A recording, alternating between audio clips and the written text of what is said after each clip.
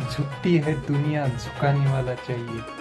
खरंच आपल्या दादाला लढ्याला यश आलं, मराठा आरक्षणाला.